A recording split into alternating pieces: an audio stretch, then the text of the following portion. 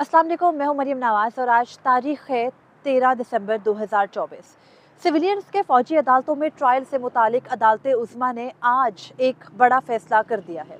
वो फैसला मुस्तकबिल में कैसे अपने असरात दिखाएगा और अब सिविलियन से का जो फ़ौजी अदालतों में ट्रायल का मामला है वो आज 1 साल मुकम्मल होने पे यानी 13 दिसंबर 2023 को ये मुकदमा पहली मरतबा इंट्रा कोर्ट अपील जो कि वफाकी हुकूमत ने दायर की थी उसमें ज़ेर समात आया था और तब जो ऑर्डर मुअत्तल किया गया था, आज उस ऑर्डर को इजाज़त देते हुए भी अभी सुप्रीम कोर्ट ने अपना हतमी फैसला नहीं दिया बल्कि उस ऑर्डर को मशरूत किया। सुप्रीम कोर्ट ने आज रियासती बयानिए को तकवीयत कैसे दी, उन सिविलियंस को जो कि फौजी तहवील में हैं, उनके 18-19 माह ज़ाया होने के बावजूद उनके एक तरह से दादरसी का दिखावा करते हुए उनकी फौजी तहवील में जो रहना था उसको कानूनी रंग कैसे दिया, उसको अपनी जो कानूनी हैसियत है उसको तस्लीम कैसे कर लिया। इन तमाम तर तफसीलात पर मैं आपको इस वीडियो में आगाह करूंगी और साथ ही हम ये बात करेंगे कि सिविलियंस को फौजी तहवील में दिया क्यों गया। 9 मई हुआ, 9 मई 2023, जिस दिन इमरान खान को इस्लामाबाद हाई कोर्ट के अहाते से गिरफ्तार किया गया, ज़बरदस्ती उनको गिरफ्तार करके ले जाया गया और उसके बाद मुल्क भर में पाकिस्तान तहरीक इंसाफ के कारकुनान एहतजाजों के लिए निकले और उनका जो एहतजाज था वो कहीं ना कहीं मिलिट्री इंस्टॉलेशन के गिर्द था। मिलिट्री इंस्टॉलेशन को यानी फौजी तनसीबात को, GHQ हो, चाहे वो हमजा कैंप हो, चाहे वो जो मशहूर ज़माना जिना हाउस है, कोर कमांडर हाउस लाहौर हो, चाहे वो मुल्क के मुख्तलिफ हिस्सों में फौजी तनसीबात हो, उनके सामने वो एहतजाज किया गया था क्योंकि इमरान खान की हुकूमत जाने के बाद एक बयानिया ये बन गया था कि इमरान हुकूमत को गिराने वाली भी अफवाज थी और उनके खिलाफ तमाम तर जो बयानियाँ बनाकर उस वक्त PDM को नाफिज करने वाली भी अफवाज पाकिस्तान ही थी। इस वजह से इस बयानिए के पेश नज़र उस वक्त जो एहतजाज था वो मुख्तलिफ फौजी तनसीबात के गिर्द किया गया। उनको कितना नुकसान पहुंचा, किसी फौजी तनसीब को किसने कितना तोड़ा, वहाँ क्या कोई जानी नुकसान भी हुआ, इससे मुतालिक हकाइक आज भी जाहिर नहीं हो सके। उसकी वजह यह है कि कोई इंडिपेंडेंट इंक्वायरी, कोई गैर जानिबदार इंक्वायरी नहीं हुई। 9 मई के बाद यानी 9 मई 2023 के फौरन बाद एक फॉर्मेशन कमांडर कॉन्फ्रेंस हुई और उस फॉर्मेशन कमांडर कॉन्फ्रेंस से पता चला कि 9 मई को तो सानेहा हुआ है और उस सानेहा 9 मई के बाद बाकायदा हर दिन ये बयानिया दिया गया कि नाकाबिले तरदीद सबूत मौजूद हैं और उन नाकाबिले तरदीद सबूतों की रोशनी में ना सिर्फ मिलिट्री अपने तनसीबात पर होने वाले हमले के ऊपर बाकायदा जो है वो एक एक्शन लेगी, बल्कि एक्शन लेने के साथ साथ जो उस वक्त की सिविलियन गवर्नमेंट थी उनको फॉर्मेशन कमांडर कॉन्फ्रेंस के बाद जाग आई और फिर शहबाज हुकूमत ने बैठकर, उस वक्त PDM हुकूमत थी, उन्होंने बैठकर ये तय किया कि 9 मई के अंदर जो मुलविस अफराद है उनको छोड़ा नहीं जाएगा। फॉर्मेशन कमांडर कॉन्फ्रेंस के बाद तकरीबन 102 अफराद को मिलिट्री तहवील में लिया गया। नंबर मालूम नहीं था, नंबर मालूम पड़ा था सुप्रीम कोर्ट में ज़ेर इल्तवा मुकदमे के सबब और फिर जब वो नंबर मालूम पड़ा 102 का तो उसमें 3 का इजाफा हुआ, 105 का हो गया। सुप्रीम कोर्ट में ये मुकदमा चलता रहा। साबिक चीफ जस्टिस उमर अता बंदयाल ने अपने दौर में डिसाइड नहीं किया। उनके जाने के बाद नए चीफ जस्टिस आए काजी फरीद और उन्होंने जो बकिया बेंच था, पहले उस बेंच के अंदर उन्होंने खुद बैठने से माजरत कर ली थी। जस्टिस सरदार तारिक मसूद ने भी माजरत कर ली थी। जस्टिस मंसूर अली शाह पर हुकूमत ने जवाद ख्वाजा जो कि मेन पिटिशनर थे, उनके रिश्तेदार होने पर एतराज़ उठाया, वो हट गए। उसके बाद बकिया जो बेंच था वो था 7 रुकनी बेंच और 7 रुकनी बेंच में से फिर बच गए थे जब जस्टिस बंदयाल रिटायर हो गए तो फिर बच गए 6 जजेस और उन्होंने बैठकर 23 अक्टूबर 2023 को एक ही फाइनल हेयरिंग की और उस फाइनल हेयरिंग के अंदर उन्होंने ये करार दिया कि आर्मी एक्ट के सेक्शन 21D और आर्मी एक्ट के सेक्शन 59(4) बुनियादी इंसानी हकूक से मुतसादिम है, कलअदम करार दिए जाते हैं। और उसके अलावा उन्होंने ये भी कहा कि किसी भी सिविलियन का फौजी ट्रायल नहीं हो सकता और अगर सिविलियन का कोई ट्रायल होना है, उसने कोई 9 मई की पादाश में जुर्म किया है, उसका वो जुर्म अगर साबित करना है तो वो फौजदारी अदालतों ने करना है जो कि आम क्रिमिनल कोर्ट्स हैं, ना कि फौजी अदालतें। और उसके बाद जो माजी की मुख्तलिफ नज़ायर शामिल की गई उनके जरिए भी यही बताया गया कि किसी सिविलियन का फौजी अदालतों में ट्रायल नहीं हो सकता अनटिल और अनलेस वो कोई दहशत गर्द ना हो, जैसे कि 21वीं तरमीम में एक सनसेट क्लॉज के साथ एक टाइम पीरियड के लिए इजाज़त दी गई थी। ये मामला हुआ और उस जो फैसला था उस फैसले के बाद उन जजेस के साथ देने वाले जो फैसला देने वाले जजेस थे उनके साथ क्या हुआ ये एक अलग कहानी है। लेकिन उस वक्त मौजूदा chief justice justice Yahya Khan Afridi उस बेंच का हिस्सा थे और उन्होंने आर्मी एक्ट की शिके कलअदम करार देने से इख्तलाफ करते हुए ये करार दिया था कि सिविलियंस का आम फौजदारी अदालतों में ही ट्रायल होना चाहिए, ना कि उनका ट्रायल जो है वो उनका ट्रायल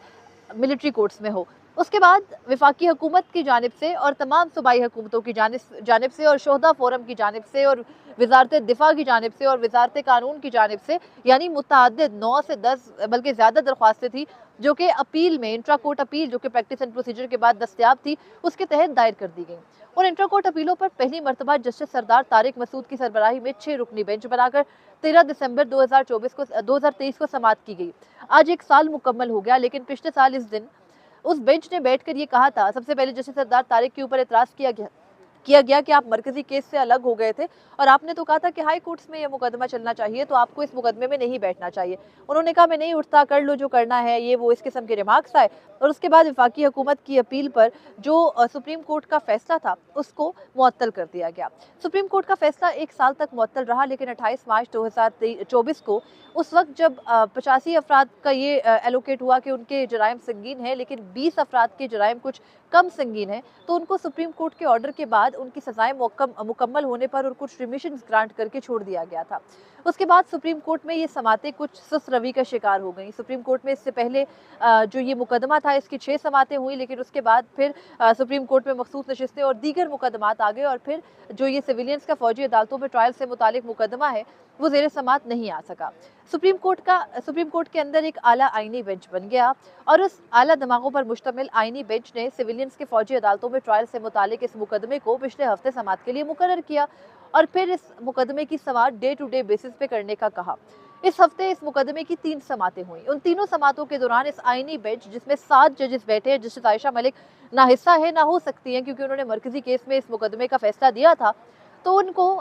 उन जजेस ने बैठकर समातें शुरू की तो उनके सामने वजारत दिफा के वकील ख्वाजा हारिस मौजूद है, जो हर सूरत ये साबित करने की कोशिश कर रहे हैं कि सिविलियंस का फौजी अदालतों में ट्रायल हो सकता है। फौजी अदालतें कोई इतनी भी कोई कैंगरू कोर्ट्स नहीं होती, एक नॉर्मल कोर्ट्स होती है और वहाँ पर बुनियादी इंसानी हकूक मौजूद होते हैं। लेकिन जस्टिस जमाल मंदोखिल जो इस बेंच का हिस्सा हैं, फौजदारी कवानीन के माहिर भी हैं, उनका एक सवाल एक जगह अटका है और वो कहते हैं कि ये आर्टिकल 8 की बार को आप कैसे वॉयलेट करेंगे। आर्टिकल 8 ये कहता है कि बुनियादी इंसानी हकूक से मुतसादिम कोई कानून साजी नहीं की जाएगी और ना ही जो आर्मी एक्ट है वो बुनियादी इंसानी हकूक के जुमरे में आता है। तो जस्टिस जमाल मंदोखिल कहते हैं कि ये जो 2 शिक्के हमने कलअदम करार दे दी थी, इनसे मुतालिक आज भी उन्होंने सवाल किया कि बताएं कि बुनियादी इंसानी हकूक से मुतसादिम कैसे नहीं है। उन्होंने कहा कि अगर ये आर्मी मैन के ऊपर यानी आम जो फौजी अफसरान होते हैं उनके ऊपर इनका इतलाक होता है तो आप सिविलियन पर नहीं कर सकते। लेकिन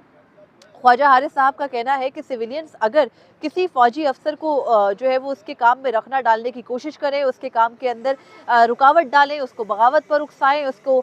उसके काम से रोकें, जो कि 9 मई के वाक़यात में है कि भाई तनसीबात पर हमला किया, रोका गया, गो कि आज तक कोई फर्द जुर्म जो आयद भी की गई वो सामने नहीं आई। तो सब में यही है कि अगर किसी ने रोका है, बल्कि आई थी फर्द जुर्म पिछले हफ्ते में एक GHQ हमला केस में, तो उसमें यही कहा गया कि अगर कोई रोक रहा है, शरंगेजी कर रहा है, रियासती इदारों के एहलकारों को उनके काम में रखना डाल के बगावत पर उकसा रहा है तो उसके खिलाफ कार्रवाई हो सकती है। अब इस तमाम तर ज़िम्रे में जो आज हुआ, सुप्रीम कोर्ट ऑफ पाकिस्तान में ये 85 अफराद की सजाएं सुनाने का मामला कैसे आया? सुप्रीम कोर्ट समाअत कर चुका था और सुप्रीम कोर्ट के जो आईनी बेंच है उनके सरबराह जस्टिस अमीनुद्दीन खान ये कह रहे थे कि हमने जनवरी के दूसरे हफ्ते में इस मुकदमे को समाअत के लिए बल्कि 26वीं आईनी तरमीम की मुताद्दिद दरख्वास्तें हैं जिनको समाअत के लिए मुकर्रर करना है। तो 26वीं आईनी तरमीम की दरख्वास्तों से पहले हम ये कोशिश करेंगे कि फौजी अदालतों का मुकदमा निमट जाए, इसलिए हम इसको विंटर वेकेशंस के बाद यानी सुप्रीम कोर्ट जो कि सरमा की तातीलात पर जा रही है, अंग्रेज़ ज़माने से चलती हुई सरमा की तातीलात पर, तो इस वजह से उन्होंने भी शायद कोई क्रिसमस वगैरह मनानी होगी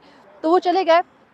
और उसके बाद इस मुकदमे की समाअत होगी। तो ये जब उन्होंने कहा तो उसके बाद जो उनके सामने मौजूद पिटिशनर्स के यानी जो मेन मुकदमे में एतजाज़ एहसन की दरख्वास्त थी, जवादिस ख्वाजा की दरख्वास्त थी, उन्होंने ये इस्तदा की कि सर अगर आपने जैसे पहले 20 अफराद को छोड़ा है, आपको याद होगा कि इमरान खान के भांजे हसन न्याजी के जो वालिद हैं हफीज़ुल्लाह न्याजी, वो अदालत में आते हैं, लास्ट टाइम भी वो आए थे, उन्होंने कहा कि कम अज़ कम इनको जेलों में तो मुंतकिल करें, वो फौजी तहवील में है, मिलने नहीं दिया जाता, वहाँ मुख्तलिफ मसाइल हैं, उन पर हमने एक मरतबा डिटेल में FCR पे भी वीडियो की थी कि क्या कहा जाता है जो मिलिट्री तहवील में अफराद हैं उनकी जानिब से और उनके अहले खाना की जानिब से। आपके पास वक्त हो ज़रूर देखिएगा। मगर आज उन्होंने जब अपनी ग्रीवेंसेस रखी थी तो तब भी एडिशनल अटॉर्नी जनरल ने ये कहा था कि इन अफराद को ऐसा कीजिए कि आप इनको मुंतकिल कर दीजिए जेलों में, इनकी सजाएं सुनाने दें। तब सुप्रीम कोर्ट ने कहा कि अगर हमने ये किया तो हम फौजी अदालतों की हैसियत को, कानूनी हैसियत को तस्लीम कर रहे होंगे। लेकिन आज जब सुप्रीम कोर्ट ऑफ पाकिस्तान के सामने ये मामला आया तो सुप्रीम कोर्ट ने कहा कि ठीक है, हम ये करते हैं कि हम फौजी अदालतों को इजाज़त दे देते हैं कि वो फैसला सुना दें, लेकिन उस सूरत में होगा क्या? मुख्तलिफ पॉसिबिलिटीज़ हैं, सुप्रीम कोर्ट ने खुद भी डिस्कस की आईनी बेंच ने, कि अगर ये जो 85 अफराद की हद तक फैसला सुना दिया जाएगा, तो उस फैसला सुनाने के बाद क्या अगर बाद में ये कहा जाए कि सिविलियंस का फौजी अदालतों में ट्रायल नहीं हो सकता, तो फिर क्या नए सिरे से वो फौजी अदालतों में ट्रायल शुरू होगा? तो उन्होंने कहा नहीं, हम उसको पास्ट एंड क्लोज ट्रांजैक्शन में देख लेंगे।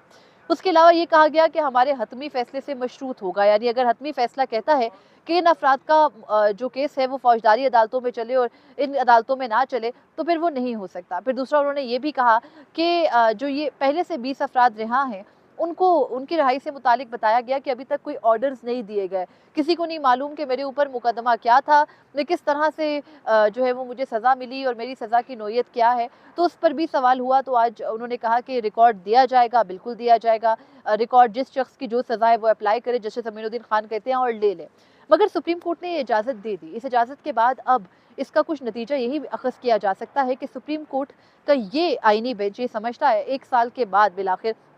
कि इन 85 अफराद को, या जो 105 का टोटल फिगर है, इनको मिलिट्री कोर्ट्स ही सजाएं सुना सकता था। तो उनके 1 साल की कंपनसेशन कौन करेगा? कोई और मुल्क होता, किसी और मुल्क में ये हुआ होता, तो वहाँ पर इतना अरसा जेल में गुजारने के बजाय के अंदर एक ऐसी जेल के अंदर वक्त गुजारने जहाँ पर कहा जाता है कि हसन न्याजी और उनके साथ एक और वकील हैं, वो इतने छोटे से सेल में हैं कि उनको कई कई दिन तक धूप नहीं नजर आती, कई कई दिन तक रोशनी नजर नहीं आती। इतने बेईमाना रवैया आप ऐसी जेल में कैसे रवा रख सकते हैं शहरियों के साथ? और जब वो रखा गया तो उस पर सुप्रीम कोर्ट ऑफ पाकिस्तान पहले तो अभी अपने आप को ये मुतमईन करने में लगी है कि ये बुनियादी इंसानी हकूक का मामला है या नहीं। उनकी नज़र में 85 अफराद का फिगर कुछ नहीं है। रियासत पाकिस्तान की पॉलिसी को आज सुप्रीम कोर्ट के आईनी बेंच ने एक बीच की राह निकालते हुए 85 अफराद को सजाएं सुनाकर 9 मई के बयानिए को कहीं ना कहीं तस्लीम कर लिया है। वो 9 मई का बयानिया जिसका ताल्लुक अदालत से नहीं था, अदालत को सिर्फ फैक्ट्स को देखना था, लेकिन अदालत ये समझती है कि फौजी अदालतों को ये सजाएं सुनानी चाहिए। ये बात भी यहाँ पर हमें तस्लीम करनी चाहिए कि जो अफराद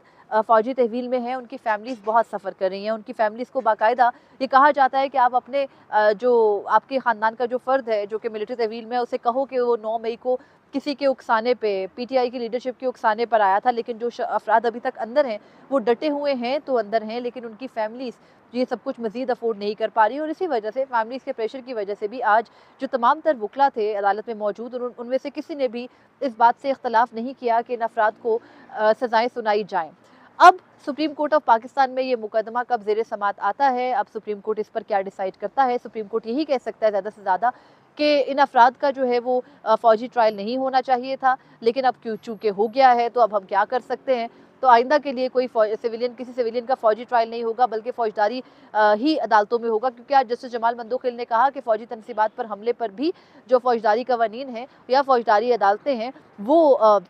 एक्शन ले सकती हैं और उनको बिल्कुल इजाज़त है सीआरपीसी वगैरह में भी। तो उस सूरत में ये आइंदा के लिए तो ज़रूर होल्ड किया जा सकता है, लेकिन पिछले 19 माह में जो कुछ इन 85 अफराद के साथ जिनका ताल्लुक पाकिस्तान तहरीक इंसाफ से है और उनको एक रियासती बयानिए की नज़र कर दिया गया, उनके वो 19 माह वापस नहीं आ सकते, ना ही उनके अहले खाना की ग्रीवेंसेस एड्रेस हो सकती हैं। लेकिन सुप्रीम कोर्ट को 1 साल बाद जाग आई और सुप्रीम कोर्ट ने कहा कि ठीक है, हम तस्लीम कर लेते हैं ना कि सिविलियंस के बुनियादी इंसानी हकूक वहाँ पर पूरे हुए नहीं हुए, बस अब वो जाएँ। और अब वो करेंगे क्या? आज सवाल हुआ कि ये जो 85 अफराद हैं, इनके पास ऑप्शंस क्या है? तो पहला ऑप्शन है कि वो आर्मी चीफ से ये इस्तदा करें कि सर जी प्लीज़ हमें माफ़ कर दें, हमारी सज़ाएँ कम कर दें, अपील में जाएंगे, और अगर वो अपील ग्रांट होती है, रिमिशन ग्रांट होती है, नहीं होती, तो उसके बाद रिट पिटिशन में जा सकते हैं, और जब वो जेलों में चले जाएंगे तो ज़मानत के हकदार भी होंगे। अमूमी तौर पर कोई भी शख्स अगर